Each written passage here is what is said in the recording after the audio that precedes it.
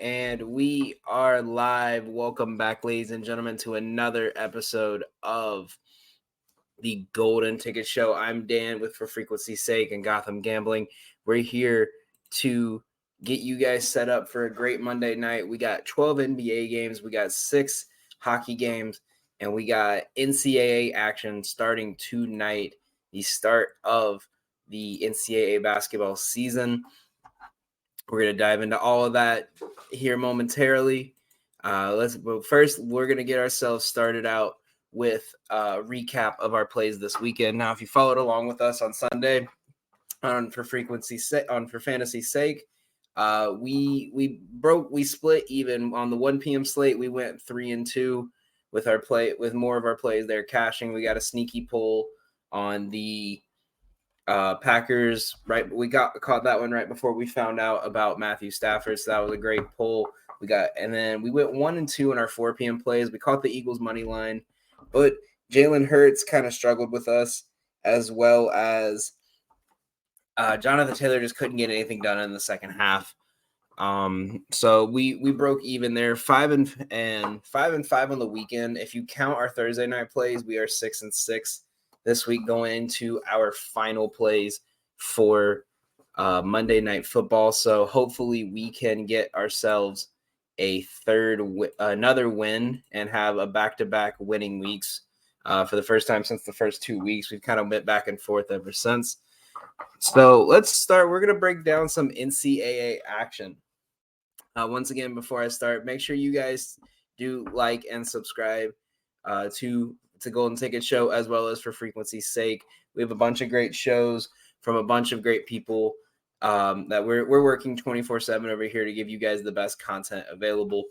So make sure you guys give us a like. Make sure you share us with your friends. Make sure you subscribe to our show. If you guys have any questions for fantasy tonight, any gambling questions, anything you guys want to know for tonight's slates on any sport, make sure you guys send those questions in real quick here, and we'll get them answered for you guys. So our plays that I love for the NCAA opening night. So our first play was Georgia plus 5.5. That game is now live. Not looking the best right now. They played great to start the second half, but they are currently down 13 to an Oregon team that, they just, maybe I had a bad read on this one, but Oregon is just smoking them. They don't really seem to have any kind of movement with the ball. They're just kind of standing around waiting for Oregon to jump, and Oregon's playing patient. So tough read to start. But our next three we have Purdue minus 19.5. I hate this one. My full season is going to, once it gets towards conference play, is I'm fading Purdue every chance I get. I'm going against them on the spread every chance, because Purdue has been one of those teams that we see every year that they play great in the regular season because they have a 7-foot big man, but they cannot play in the playoffs or the conference tournament or national tournament, wherever they may be. They're not going to play well. But you come off a loss to one of the most historic losses in NCAA history as a 16 seed losing to a 1 seed, or a 1 seed losing to a 16. That not only that, the 16 seed went deep this year, and that could have been Purdue. But their identity is too much around get the ball to the big guy. I think teams have figured out how to play Edey, so we'll definitely have to see if he's kind of transformed his game a bit from what we saw where he kind of got exposed with last year with these teams that are undersized, like Samford. But this is a statement game for Purdue. After a loss like that, you can't come out and struggle to start, or your seeding's going to drop. People aren't going to take you seriously. They know that you're going to be a lot easier of a team. They got to come out and dominate this game. They got to come out and blow this team out. And that's exactly what they're going to do. Also, their last 3 games with a buy-a-win game, meaning this is their week 1 matchup at home where they pay these schools a bunch of money to come here and get their tail kicked. They've won all of them by over 20 points. I don't see anything different tonight. Samford has a great team, but they're undersized, and I think with the fact that there is a 7-footer down low, they're going to be very cautious about going to the lane unless they can get him in foul trouble, but I don't see that happening tonight. So give me the Purdue on the points tonight. Bellarmine. If you don't know this name, you need to get used to it. This is one of the most underrated teams in college basketball. Now, the reason people don't talk about this team that much is because they just transitioned from Division II to Division I, so they're not eligible for the playoffs. So a lot of people aren't really paying any attention to them because they're not eligible for any kind of tournament for another 3 years. But their first year, they beat Kentucky. They held into Louisville. This team plays a very old school, fast-paced approach that you don't see, and it's just 5 players moving constantly until they find that one little lane that you forgot about and they score on you. It's a team that I think that with the way Washington's having the injury troubles and with the way this team played last year, I think they're going to come out hot again. I like the plus 12.5. Take that with ease. I think that's going to be an easy cover tonight. I think this could be a lot closer game, and it's really going to put them on the map. And our final play is going to be Rutgers and Princeton under 137.5. And that's just Rutgers has been one of these teams that you never really know what you're getting each night. But Princeton lost majority of their team to graduation, and they lost majority of their team to injuries in the preseason. So they're going in with a new rotation that they haven't really felt comfortable with, going into a very tough stadium in Prudential Center out for Rutgers. I think Rutgers is going to easily win this game, but I think this is going to be a game you're going to see them get to a big lead, and everything's it's just going to slowly crawl the rest of the game. These are two teams that like to take all 30 seconds of the shot clock. So unless there's a huge scoring run or just one player goes off or we even see a bunch of foul troubles or overtime, I like the under 137.5. Last I checked, it was actually at 139 last I saw. So I'm going to double check that real quick to see where we're at on that. Yeah, while we're pulling this up, give us your best bets for tonight because we're at 138. But give us your best bets for tonight. I really like a lot of this NCAA action tonight. I know the first weeks before the best time to bet college basketball is right after college football ends.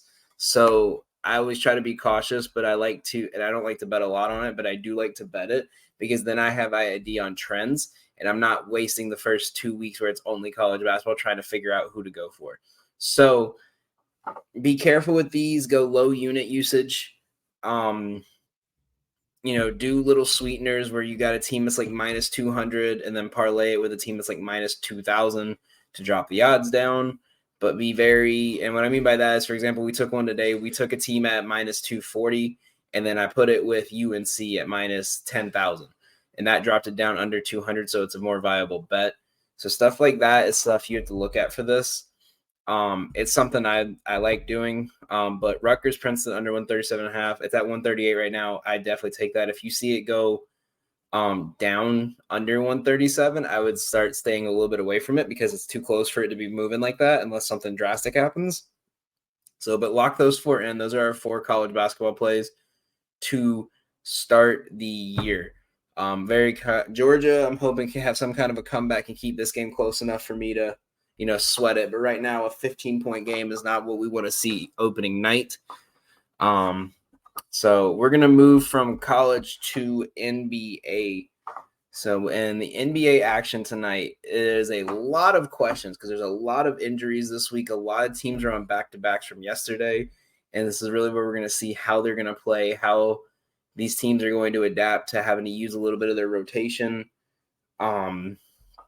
So we're going to start a new series now that we're a couple weeks in. We're going to look at players to watch this week in terms of trends, like if you want to take them, fade them, whatever. So the first one, a big tail we're going to take this week is going to be Scottie Barnes. Scottie Barnes has been hot. He has been majority of this team. He put up a triple-double already this year. He's filling a hole that when Siakam struggles is needed. And with Fred VanVleet gone, he took over more of a scoring role, more of a aggressive role. And now that And what's good with it is now if Siakam's struggling, you don't have to keep him in the lineup because then you can move Scotty Barnes to the 4, and you can keep that lineup moving and facilitating. So I really like him this week. If you see his PRAs, his point rebound assist lines close, I would take those.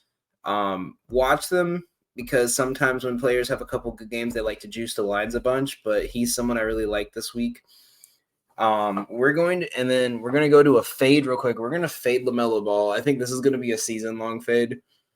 LaMelo cannot shoot right now. He is struggling terribly. He's shooting like 3. He had 10 assists before he made a shot the other night. And that's not a, shout out to him for getting the passes. He shot so poorly that they had to tell him to stop shooting. He was 0 for 9 in the first half with 10 assists.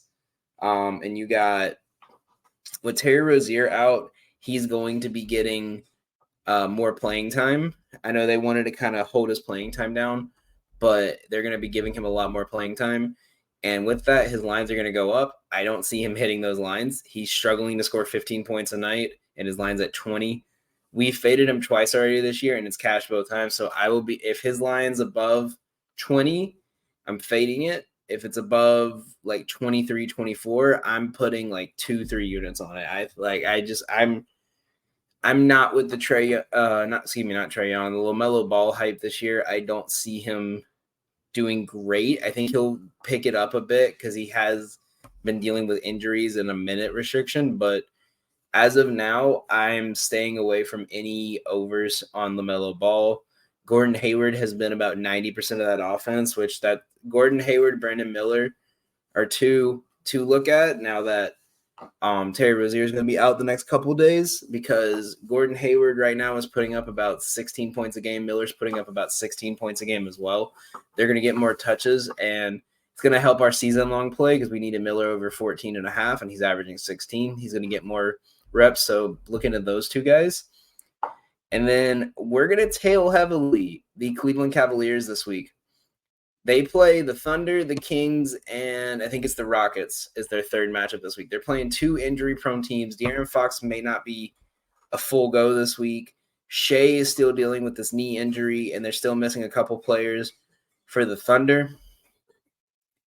So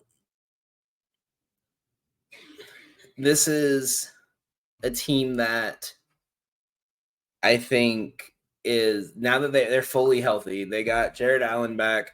They have, they have Jared Allen back. They have Garland back fully healthy. I think this is going to be a week where the first couple games, it might be a bit of a struggle for those two, but with their full lineup back, I think they're going to be healthy enough now to really put teams on notice and kind of bring themselves back into that top 10 power ranking team that we kind of expect them to be every year. So I really like them, even though there's probably going to be a minute limit restriction for Allen. But they've played steadily without him, and he's just making it even better for them. So we're going to be tailing them. But enough of that. We're going to go ahead and go straight to our plays. We have two player props that I really love. I wanted to bring to you guys, and we have we have a money line and a spread that I really, really love. So our money line, we have Celtics money line. The Celtics have been one of the hottest teams. I know the Timberwolves have been a great defensive team this year, but I don't see them matching up well against. I think there's too much depth in Boston, and they're just going to slowly keep pushing this pace. They're going to slowly keep just forcing you to use your bench, knowing that they have a deep bench. And there's just too many ways to beat you. They can beat you with Tatum. They can beat you with Jaylen Brown. They can beat you with the pick and pop. They can beat you with Porzingis and Holiday, Derek White. They have too many options for a team that really that has a good 3-man center rotation, has a solid 2 and 3 in McDaniels. But I think their offensive struggles are going to cause a lot of toughness for them tonight, and I think that's easily going to turn into Celtics points. And when we saw them play teams like this last year, this is when they would crack under pressure and the Timberwolves would start fighting against each other. So I'm not saying we're going to see that tonight, but This is really a test game for them, but I think they're going to play great. I just don't see them coming out of this with a win. So we're going to take that right there. And we have Nets plus 6.5. Now, I think this line moved up. I'm going to do a double check. This line is now it's actually at 5.5. So you're getting an extra point off of what, or I got an extra point off of what Vegas has had at me first. So with that, the Nets have been one of these teams that you're going to forget about them for about 3 weeks into the season. And then in December, you're going to look at everything and say, wow, how are the Nets, over 500? How are the Nets this? Because they kind of go back and forth every week. They have a really good team that it's just who's hot. Instead of them having a real game plan, it's just who's hot each night. But with that being said, as much as their defense has not been the best this year, they have had only one game where the score was above 10, and that was a 15-point win against the Hornets. In the Celtics game the other night finished at exactly 10, but other than those two, every game has been within 2 points. And with this Bucks team that doesn't have a bench, Damian Lillard has struggled, and he's not playing defense, and everything is relying on Giannis, but now they have more money on their books. It's the same team with less defense and less of a bench. And I think with the Nets scoring ability, I think they're going to be able to keep this game close. So I like Nets plus 6.5 here. I think we're going to have to take that.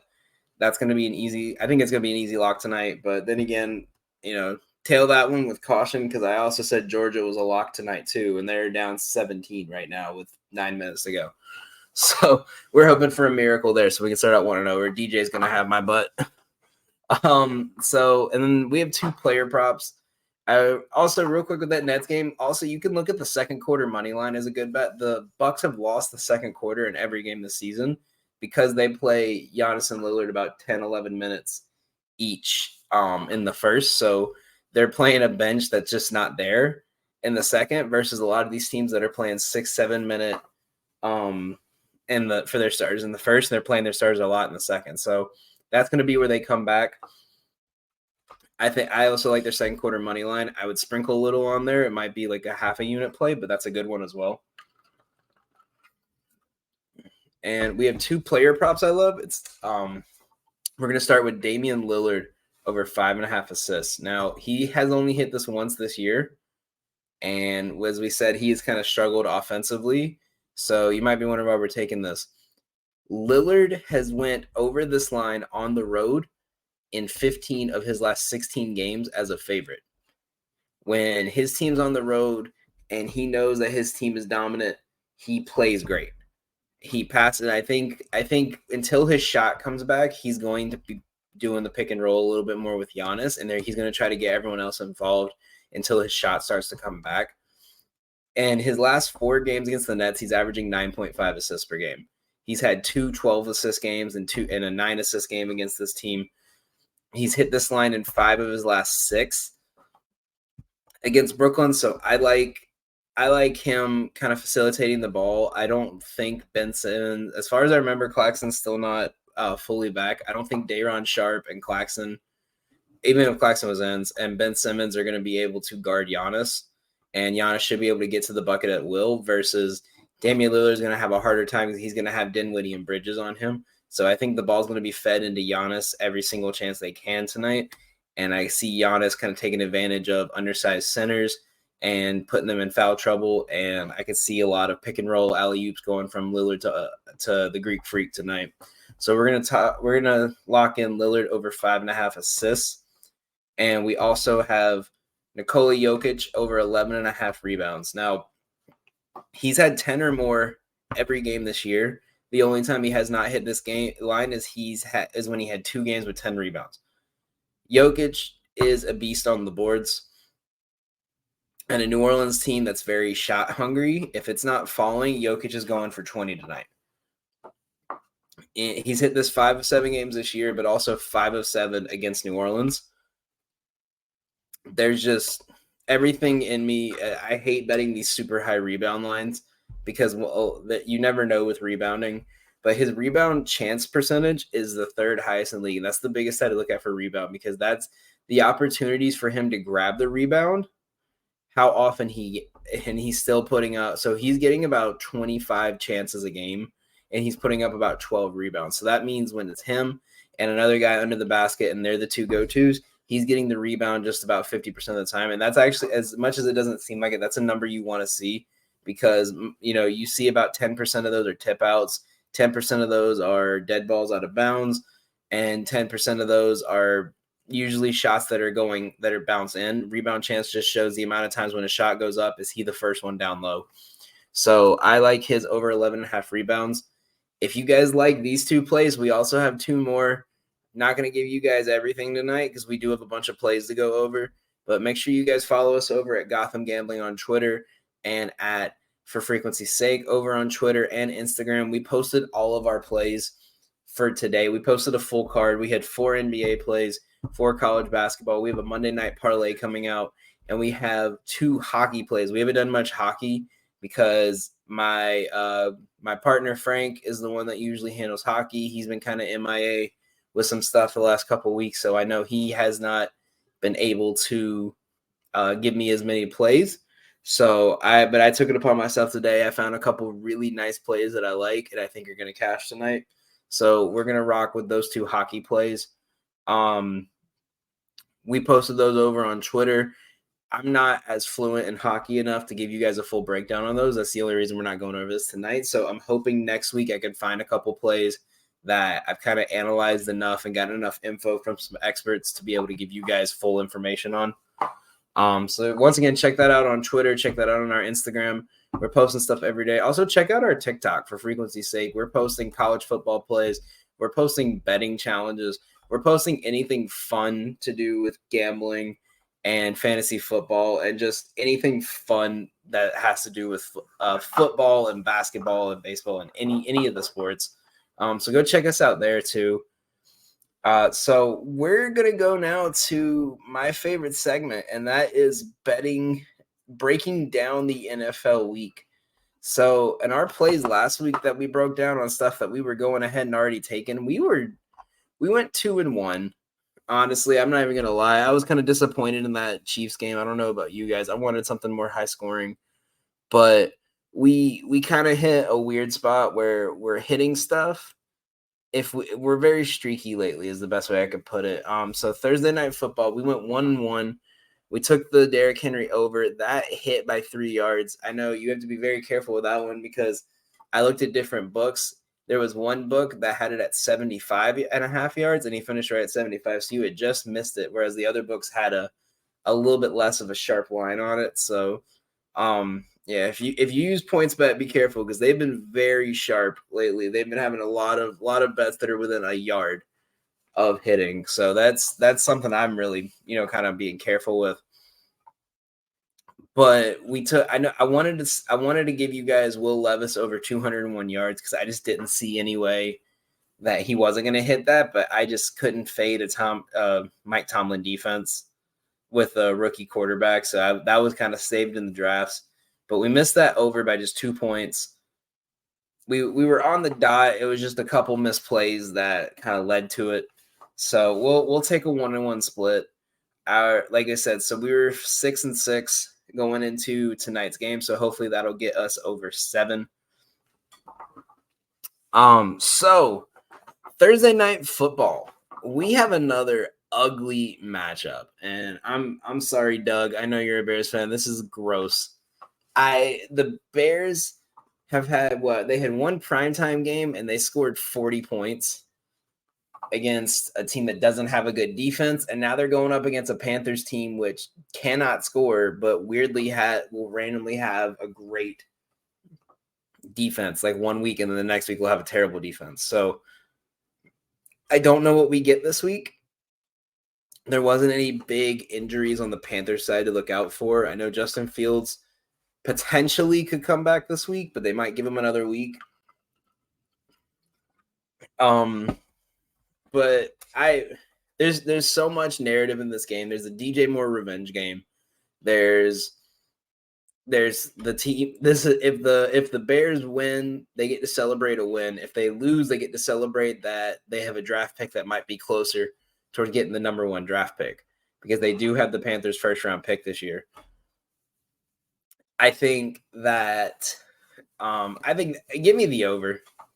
I'm not even going to give an explanation. I think the Bears on Thursday night it just feels like it's going to be another over. It just feels like it's going to be another game that's like 30-25, like something where one of these quarterbacks throws for 300 yards, and we're going to say like if it's Young, it's like, oh, have we been doubting Bryce Young? Or if it's Bagent, it's like, should Bagent be starting over Fields? Or if it feels like, is Fields back? Yada yada.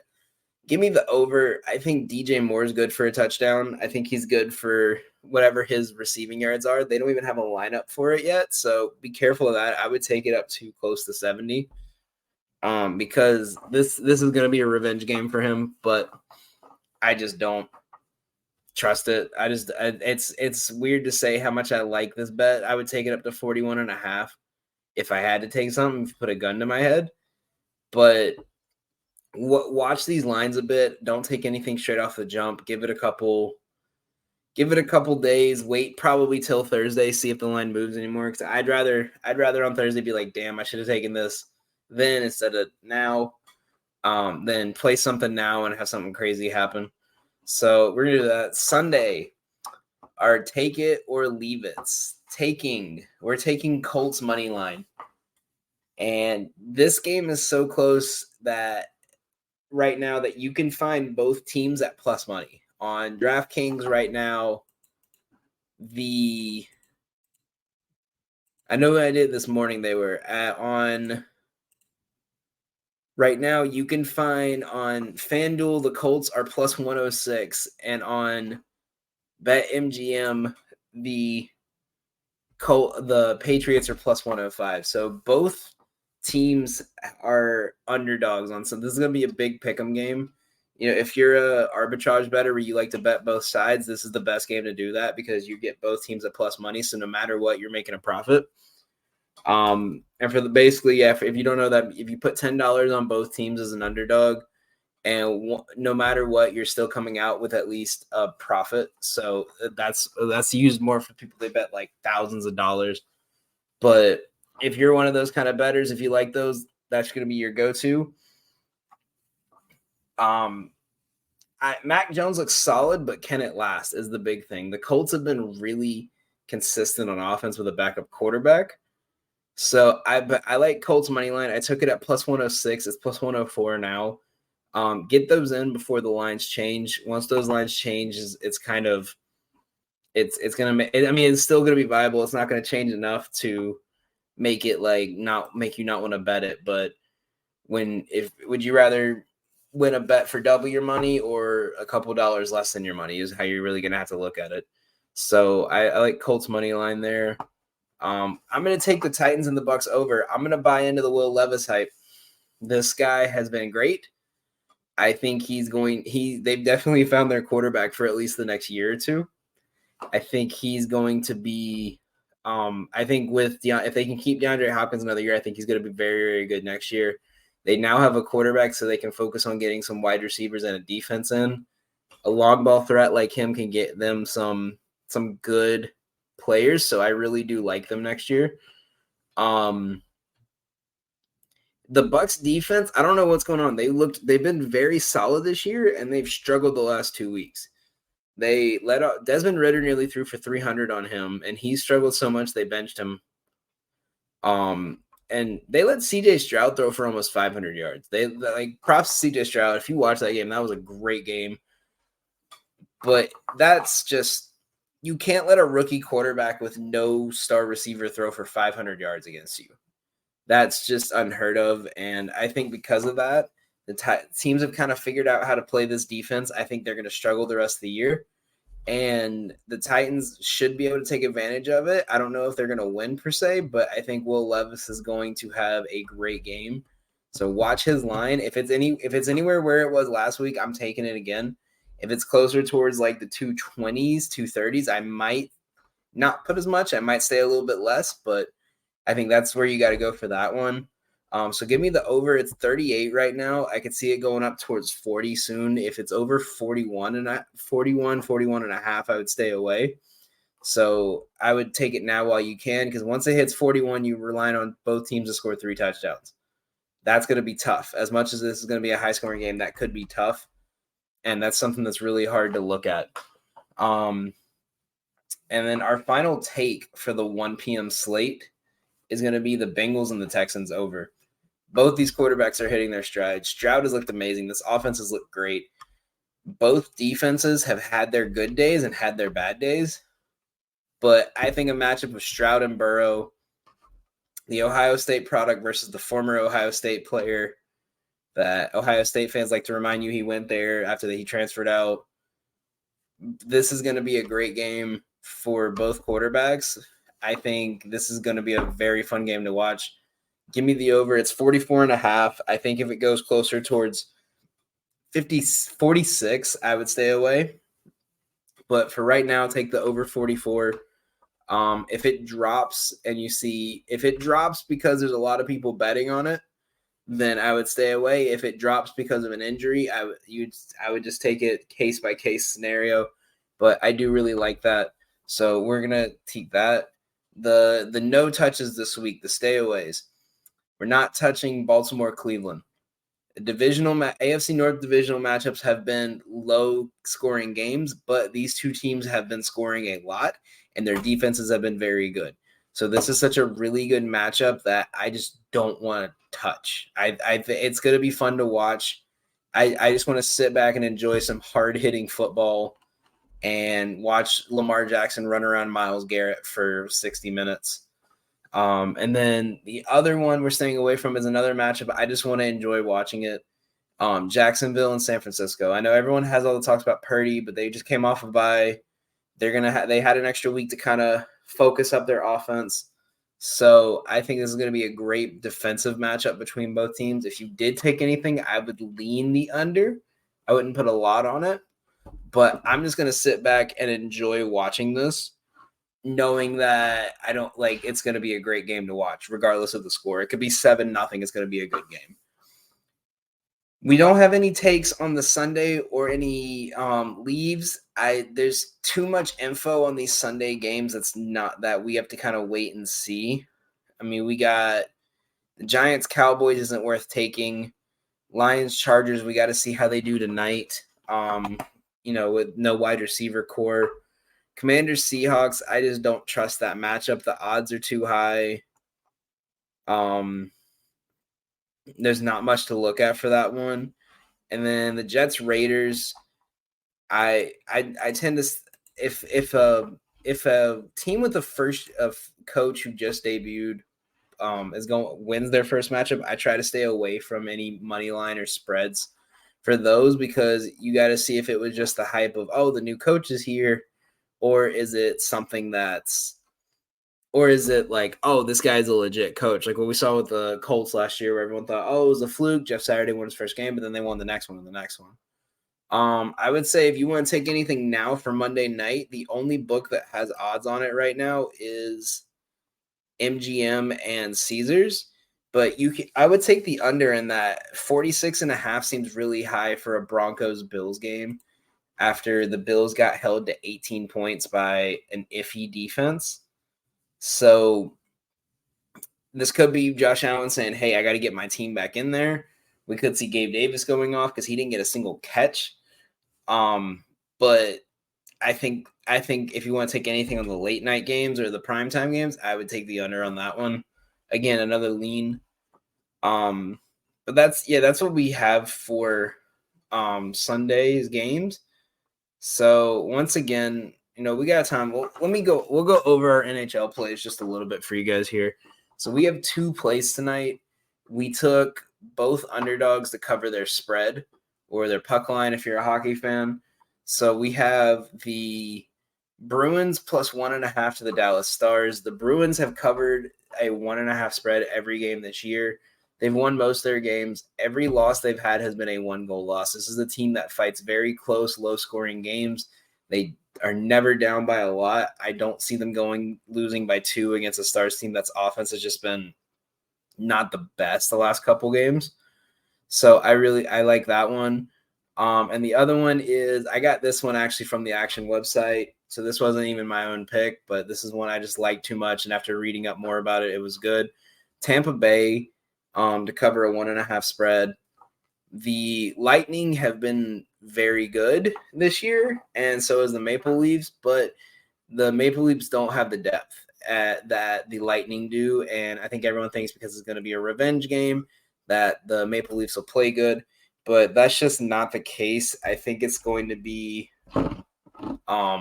I think it's going to be another close game. It could be low scoring, but I think these teams are going to be shooting it a lot, and they're going to be trying to put the puck past the goalie a lot, and I think that's going to cause this game to be very tight.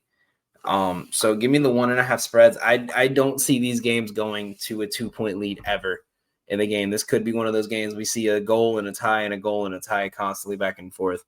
So those are our two NHL plays that we have for tonight.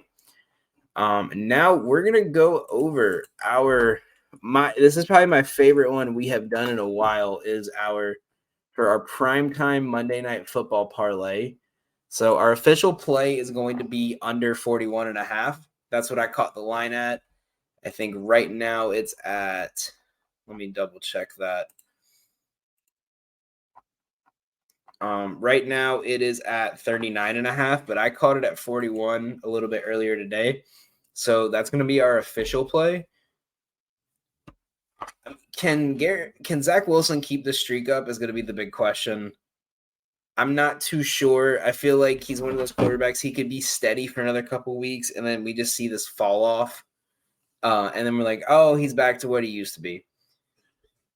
How is Herbert doing with his finger? I think he broke his finger like a couple weeks ago, and his throwing arm has just not looked right the last couple weeks. So I kind of want to see what he does with, he's lost a lot of his wide receivers. It's just Keenan Allen at this point, and I want to see what he does with these guys. So I really want to see how he does. But I think in a game where they're going to have to pass a lot, that because the Jets have such a good defensive line, that I think he's going to be able to get a solid amount of passing yards. And like I said, what are they going to do with this wide receiver situation? They're down two of their best wide receivers to the IR. They have Keenan Allen and a rookie who has not been the best. So I really want to see what they're going to do tonight. So we have our official play, and it's going to be posted on Twitter in about 15 minutes. So if you catch it here, you might catch the odds a little bit better. So we have Herbert to throw for 200 passing yards today. This has hit every game this season, but I think one. And Herbert 200. A guy like Herbert throwing 200 yards is just easy money. It was a super low leg, but I really liked that one. Our second leg of that is Eckler 70 plus rushing and receiving yards. If the ball is not thrown to Keenan Allen, this ball is going to be thrown to Eckler. If they get some kind of a lead, he's going to be their RB1 all night. He's going to get most of the touches, and he's been their drop down guy. He's hit over 100 in just about every game this year, so 70 is a very low grab. And then our last one is we took an alternate line under 46.5. I took a couple extra points on this one just in case we see a tough kind of offensive game where both defenses just get exposed. But this was more, we got a boost on this one from MGM, so that's why we took a couple lower odds on that one. After the boost, it came out to 255. The original odds were 170. So I think the books are very high on this Jets defense and the wide receiver situation being so grim for the Chargers. And I think they're really going to try to I think the Chargers are going to take advantage of a lot of people doubting their arms. I think everyone's going to be prepared for Eckler to get a lot of rushes. And I think that's going to lead to a lot of passes and a lot of chucks down the field. I think Allen's going to have a big game. I think Herbert could have a big game. But that's our play. It's at plus 255 after the boost. We caught it this morning at 170 without the boost. So that's what we are going to be taking. So that is it for us tonight. Make sure to check us out on TikTok, YouTube, Instagram, Facebook, Twitter. We're posting content daily. I'm posting content daily. on our page over at Gotham Gambling. You can see our logo on the top, well, left, right, whatever angle it is for you. We're getting close to 100 subscribers on YouTube. That's our goal. That's what we're trying to hit before the end of the new year, if not the end of the month. So make sure you guys share us with your friends. Check us out on all our other shows, all our other channels, and best of luck on your bets tonight.